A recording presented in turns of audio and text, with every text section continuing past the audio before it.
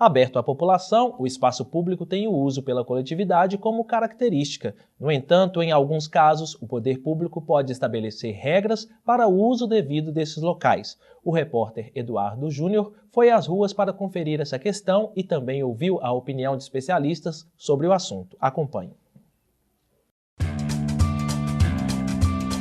No meio da selva de pedra, alguns lugares são verdadeiros oásis de tranquilidade. Seja um parque ou uma praça, o espaço público pode abrigar atividades culturais, de lazer ou funcionar apenas para simples circulação. O espaço público é necessário para que as pessoas se encontrem, né?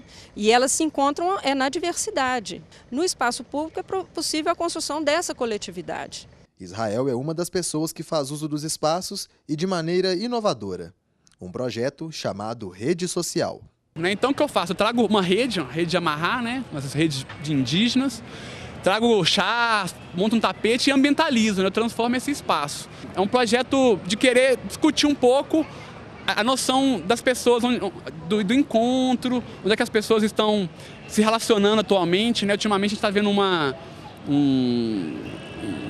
polarização na internet, todo mundo fica na internet criando mensagens, criando conversas e fóruns, e a rua está ficando mais vazia, né? E aí eu coloco que a rede social é uma forma de trazer esse debate, essa atividade, né, para a rua. O espaço público, como o próprio nome diz, é dedicado ao cidadão e à coletividade, mas pertence por regra ao poder público. Portanto, a realização de shows sem autorização, ocupação irregular de calçadas ou uso inapropriado são passíveis de punição.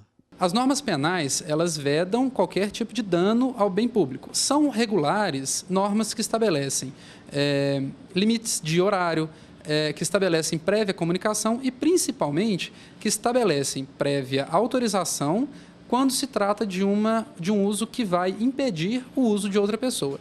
Se é necessário, por exemplo, a utilização de uma calçada na frente de um bar, é necessário que esse bar tenha autorização para utilizá-la, porque em determinado momento ela vai impedir o trânsito livre de pedestres.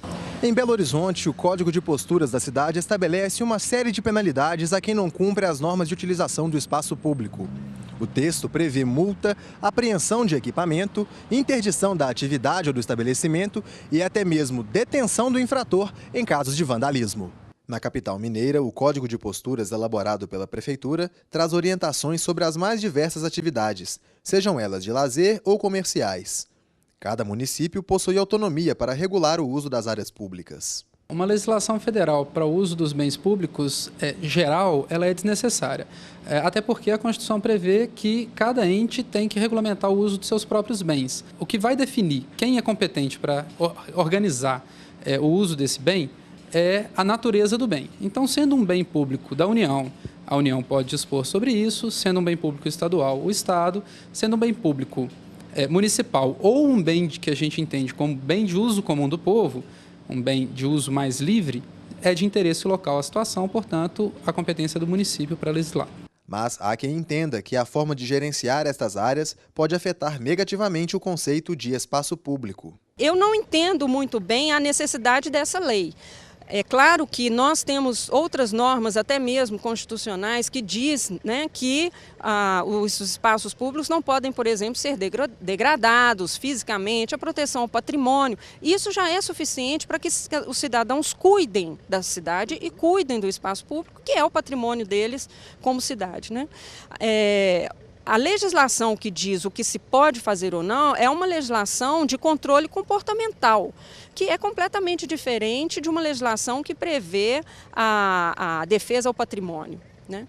Então, e isso contribui não só para esse prejuízo à cidadania, né, mas contribui também para a segregação social. O cidadão pode e deve ser um dos fiscalizadores destes espaços, conciliar bom uso e preservação.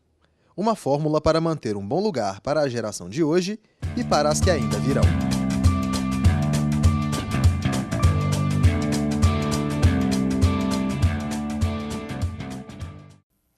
Doutora Luzia, o estabelecimento dessas regras é uma forma efetiva de se garantir uma boa convivência entre os usuários desses espaços?